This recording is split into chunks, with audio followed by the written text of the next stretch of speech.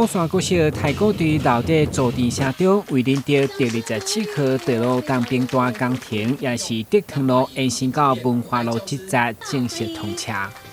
请主点者以及陪点人员一拜，再拜，三拜，礼成请鸣炮。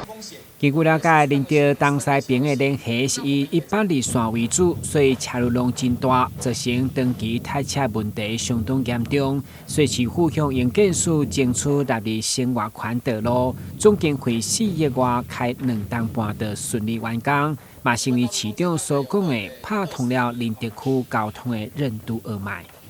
谢谢我们各位委员还有各位议员的支持。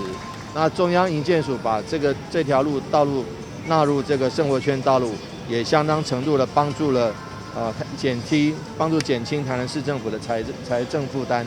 这点非常谢谢营建署的帮忙，所以能够让这条路盖得很快，而且很顺利，工程很顺利，然后如期如职的完工，然后这个又能够服务大仁德地区东西向的这个交通。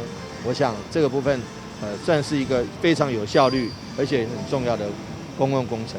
该工程顺利地春节进前开放通车，除了疏解交通，嘛带动林德周边景点的观光品质，帮助产业发展。今日新闻，军及何乔邦采访报道。